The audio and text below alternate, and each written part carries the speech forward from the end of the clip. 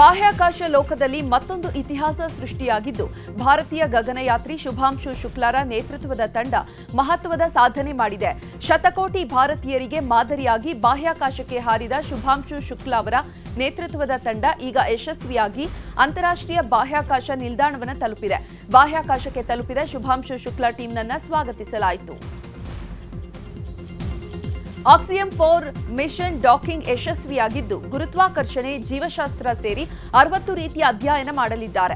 Axiom 1 ಮಿಷನ್ನಲ್ಲಿ group captain ಆಗಿದ್ದಂತಹ ಶುಭಾಂಶು ಶುಕ್ಲಾ ಬಾಹ್ಯಾಕಾಶಕ್ಕೆ ಪ್ರಯಾಣಿಸಿದ ಎರಡನೇ ಭಾರತೀಯ ಮತ್ತು ಖಾಸಗಿ ಬಾಹ್ಯಾಕಾಶ ಕಾರ್ಯಾಚರಣೆಯ ಭಾಗವಾಗಿ ಅಂತಾರಾಷ್ಟ್ರೀಯ ಬಾಹ್ಯಾಕಾಶ ನಿಲ್ದಾಣ ತಲುಪಿದ ಮೊದಲ ವ್ಯಕ್ತಿ ಎಂಬ ಹೆಗ್ಗಳಿಕೆಗೆ ಪಾತ್ರರಾಗಿದ್ದಾರೆ. ಒಟ್ಟು 4 ವಿಜ್ಞಾನಿಗಳು ಇದೀಗ ಬಾಹ್ಯಾಕಾಶ ನಿಲ್ದಾಣವನ್ನು ಸೇರಿದ್ದಾರೆ. 14 ದಿನಗಳ ಕಾಲ ಬಾಹ್ಯಾಕಾಶದಲ್ಲಿಯೇ ಇರಲಿದ್ದು ನಂತರ ತವರು ನೆಲಕ್ಕೆ ಆಗಮಿಸಲಿದ್ದಾರೆ. ಇನ್ನು ಶುಭಾಂಶು ಶುಕ್ಲಾ ಅಂತರಿಕ್ಷವನ್ನ ಪ್ರವೇಶವಾದ ಕೂಡಲೇ ನಿನ್ನೆ ಅವರ ಪೋಷಕರು ಸಂತೋಷ ವ್ಯಕ್ತಪಡಿಸಿದರು. ಶುಭಾಂಶು ಶುಕ್ಲಾ ಸೇರಿ ಗಗನಯಾನಿಗಳು ಯಶಸ್ವಿಯಾಗಿ ಅಂತರಿಕ್ಷ ಪ್ರವೇಶಿಸಿದ್ದಕ್ಕೆ ಪೋಷಕರು ಭಾವುಕರಾದರು. ತ್ರಿವರ್ಣ ಧ್ವಜವನ್ನ ಹಿಡಿದು ಸಂತಸ ವ್ಯಕ್ತಪಡಿಸಿದರು. ಇದೇ ವೇಳೆ ಮಾತನಾಡಿದ ಶುಭಾಂಶು ಶುಕ್ಲಾರ ಪೋಷಕರು, ನಾವು ಸಂತೋಷವಾಗಿದ್ದೇವೆ, ನಾವು ದೇವರಿಗೆ ತುಂಬಾ ಕೃತಜ್ಞರಾಗಿದ್ದೇವೆ ಎಂದರು. ಆಕ್ಸಿಯಂ 4 ಮಿಷನ್ ಬಾಹ್ಯಾಕಾಶ ಸೇರುತ್ತಲೇ ಕೇಂದ್ರ ಬಾಹ್ಯಾಕಾಶ ಸಚಿವ ಜಿತೇಂದ್ರ ಸಿಂಗ್ ಶುಭಾಶಯ ಹೇಳಿದ್ದಾರೆ. ಇಡೀ ವಿಶ್ವವೇ ಕಾತರದಿಂದ ಕಾಯ್ತಾ ಇದ್ದ ಮಿಷನ್ ಸಕ್ಸಸ್ ಕಂಡಿದೆ. ಭಾರತದ ಗಗನಯಾತ್ರಿ ಶುಭಾಂಶು ಶುಕ್ಲಾ ಇದರಲ್ಲಿ ಪ್ರಮುಖ ಪಾತ್ರವನ್ನು ವಹಿಸಿರುವುದು ಭಾರತಕ್ಕೆ ಹೆಮ್ಮೆ ಅಂತ ಎಕ್ಸ್ನಲ್ಲಿ ಪೋಸ್ಟ್ ಹಾಕಿದ್ದಾರೆ.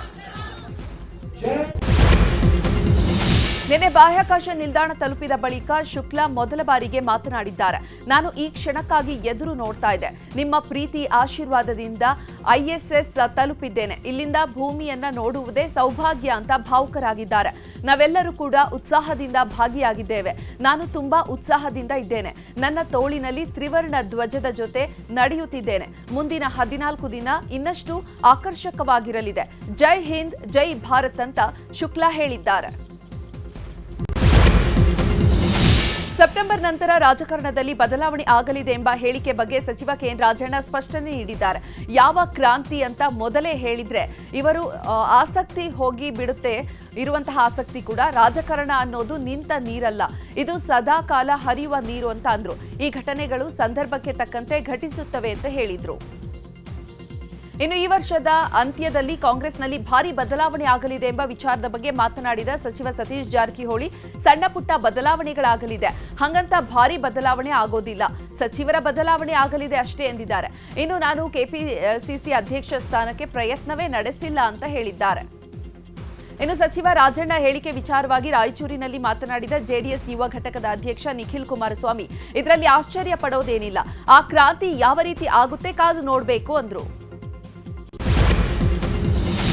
ರಾಜ್ಯ ಬಿಜೆಪಿಯಲ್ಲಿ ಭಾರಿ ಸಂಚಲನ ಆಗ್ತಾ ಇದೆ. ವಿಪಕ್ಷ ಸ್ಥಾನದ ನಾಯಕ ಹಾಗೂ ರಾಜ್ಯಾಧ್ಯಕ್ಷರ ಬದಲಾವಣೆ ಬಗ್ಗೆ ದೆಹಲಿಯಲ್ಲಿ ಭಾರಿ ಚರ್ಚೆ ಆಗ್ತಾ ಇದೆ. ವಿಪಕ್ಷ ನಾಯಕನ ಸ್ಥಾನದಿಂದ ಅಶೋಕ್ಗೆ ಕೊಡುವ ಸಾಧ್ಯತೆ ಇದೆ. ಅಶೋಕ್ ಬದಲು ಶಾಸಕ ಸುನೀಲ್ ಕುಮಾರ್ಗೆ ವಿಪಕ್ಷ ಸ್ಥಾನದ ಹುದ್ದೆ ಕೊಡುವ ಸಾಧ್ಯತೆ ಇದೆ. ಇದರ ಜೊತೆಗೆ ರಾಜ್ಯಾಧ್ಯಕ್ಷ ಸ್ಥಾನದ ಆಯ್ಕೆ ಬಗ್ಗೆಯೂ ಕೂಡ ಹೈಕಮಾಂಡ್ ಮಟ್ಟದಲ್ಲಿ ಭಾರಿ ಚರ್ಚೆ ಆಗ್ತಾ ಇದ್ದು, ವಿಜಯೇಂದ್ರ ನಾನೇ ರಾಜ್ಯಾಧ್ಯಕ್ಷರಾಗಿ ಮುಂದುವರಿತೇನೆ ಎಂಬುವಂತಹ ವಿಶ್ವಾಸವನ್ನು ವ್ಯಕ್ತಪಡಿಸಿದ್ದಾರೆ.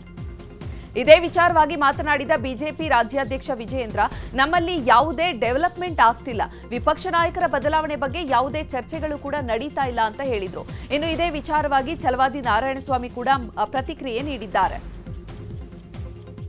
ವಿಜಯೇಂದ್ರ ಬದಲಾವಣೆ ಚರ್ಚೆ ವಿಚಾರಕ್ಕೆ ಸಂಬಂಧಪಟ್ಟಂತೆ ಬೆಂಗಳೂರಿನಲ್ಲಿ ಎಂಪಿ ರೇಣುಕಾಚಾರ್ಯ ಪ್ರತಿಕ್ರಿಯೆ ನೀಡಿದ್ದಾರೆ.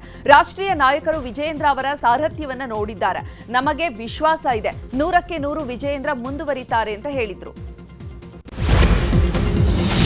ರಾಜ್ಯ ಬಿಜೆಪಿಯಲ್ಲಿ ನಾಯಕತ್ವದ ಬದಲಾವಣೆ ಚರ್ಚೆಯ ನಡುವೆಯೇ ರೆಬೆಲ್ ಟೀಮ್ ಮತ್ತೆ ಆಕ್ಟಿವ್ ಆಗಿದೆ. ವಿಜಯೇಂದ್ರ ಬದಲಾವಣೆ ಬಯಕೆ ಹೊಂದಿರುವಂತಹ ರೆಬೆಲ್ಗಳು ಮತ್ತೆ ತಂತ್ರಗಾರಿಕೆ ಶುರು ಮಾಡಿದ್ದಾರೆ. ಬೆಂಗಳೂರಿನ ಮಾಜಿ ಸಂಸದ ಜಿಎಂ ಸಿದ್ದೇಶ್ವರ್ ನಿವಾಸದಲ್ಲಿ ರಮೇಶ್ ಜಾರಕಿಹೊಳಿ, ಕುಮಾರ್ ಬಂಗಾರಪ್ಪ, ಅರವಿಂದ ಲಿಂಬಾವಳಿ ಸೇರಿ ಹಲವರು ಸಭೆ ನಡೆಸಿದ್ದಾರೆ. ಸಭೆ ನಡೆಸಿ ರಾಜ್ಯಾಧ್ಯಕ್ಷರ ಸ್ಥಾನಕ್ಕಾಗಿ ಫೈಟ್ ನಡೆಸಲು ಮುಂದಾಗಿದ್ದಾರೆ. ಇನ್ನು ರೆಬೆಲ್ಸ್ ನಾಯಕರ ವಿರುದ್ಧ ಎಂಪಿ ರೇಣುಕಾಚಾರ್ಯ ವಾಗ್ದಾಳಿ ನಡೆಸಿದ್ದಾರೆ. ಮಿಸ್ಟರ್ ಕುಮಾರ್ ಬಂಗಾರಪ್ಪ, ಬಿಜೆಪಿಗೆ ಬಂದು ಎಷ್ಟು ದಿನ ಆಯಿತು? ನಡ್ಡಾ, ಅಮಿತ್ ಶಾ ಎಲ್ಲರೂ ಸೇರಿ ವಿಜಯೇಂದ್ರ ಅವರನ್ನ ಆಯ್ಕೆ ಮಾಡಿದ್ದಾರೆ. ಈಗ ಅವರ ಆಯ್ಕೆಯನ್ನೇ ವಿರೋಧಿಸುತ್ತಿದ್ದೀರಾ ಅಂತ ಕಿಡಿಕಾರಿದ್ದಾರೆ.